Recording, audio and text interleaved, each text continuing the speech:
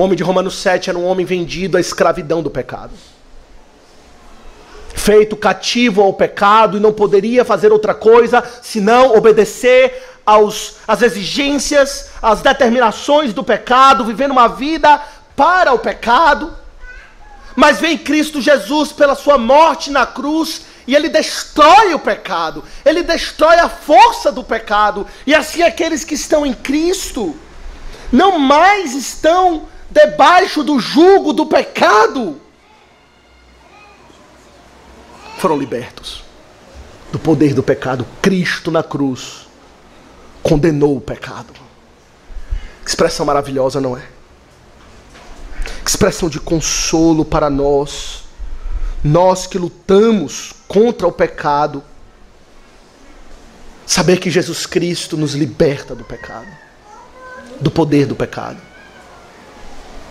Aqui ele não está dizendo apenas, você não será mais condenado, mas agora volte para a sua velha vidinha de pecado e miséria. Não! É uma nova vida, com firme fundamento. A morte de Cristo. Meus irmãos, precisamos ter uma compreensão ampla e rica da cruz de Cristo. Quantas vezes falamos, Cristo morreu para perdoar pecados? Isso é verdade, isso é glorioso. Mas a cruz de Cristo opera tanto mais do que apenas o perdão, não é? O perdão é apenas o começo de uma nova vida. E na cruz de Cristo há o fundamento para que o Espírito venha sobre você e diga, você agora está libertado da condenação, está libertado do próprio pecado, e ele pode legalmente lhe trazer uma nova vida. Que fundamento precioso, firme e forte que o Espírito Santo tem para libertar alguém. Não é apenas a vontade, não é apenas algo, eu quero libertar. Quantas vezes podemos olhar alguém preso e querer que ele seja livre, não é? Mas não sai da cadeia. Não tem fundamento. Mas o Senhor nos liberta. Porque tem fundamento. E o fundamento é a cruz de Cristo.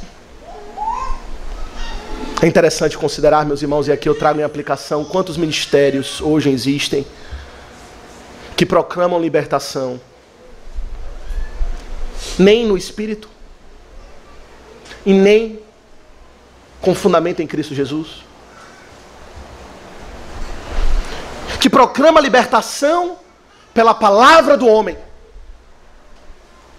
Existe toda hoje uma doutrina chamada de palavra da fé, ou chamada de confissão positiva, onde os homens declaram libertação. Pregadores, apóstolos, homens que auto se intitulam profetas, eles dizem, eu vou liberar para você uma palavra de libertação. E o que o homem pode liberar? A palavra de quê? Não é o homem que liberta. Isso é toda uma doutrina, infelizmente, muito abraçada, muito popular no meio evangélico pentecostal. Kenneth Hagin, Benny Hinn, são os homens que começaram esse tipo de miséria. Ed Macedo, R.R. Soares aqui no Brasil. Que em Salvador também, né? Até recentemente eu publiquei na internet um vídeo de um apóstolo soteropolitano. Que no vídeo onde ele anunciava um congresso, ele dizia o seguinte, eu vou liberar para você uma palavra de libertação. Eu vou liberar você uma palavra de libertação. E vou quebrar você do jugo. Interessante, o jugo não é do pecado. Eu vou quebrar você do jugo da pobreza, da enfermidade, da fraqueza. Receba a minha palavra, declare, ordene, profetize. Quem liberta é isso? É o homem? Isso fez Deus, é Deus quem faz. No Espírito, é o Espírito, é obra exclusiva do Espírito Santo que faz isso. E o faz como? Qual é o fundamento da libertação? É a cruz, é a pregação do Evangelho, é o que Cristo fez. Quantos e quantos ministérios que tem uma ênfase no Espírito Santo. Muitos pentecostais, eles colocam muita ênfase no Espírito Santo e não há nada de errado. O Espírito Santo é a terceira pessoa da Trindade, deve ser adorado, obviamente, dependemos dele, é isso que Romanos 8 quer dizer. mas não fala da cruz. Não apresenta um fundamento. Não se sabe como o homem é liberto do seu pecado. Não se fala de justificação pela fé, do significado da cruz de Cristo, porque ele morreu, como ele morreu, na condição de Deus homem, semelhança ao pecado, ele foi oferecido como oferta, e assim ele condenou o pecado. Isso não se fala da mensagem da cruz, não se fala do evangelho da graça.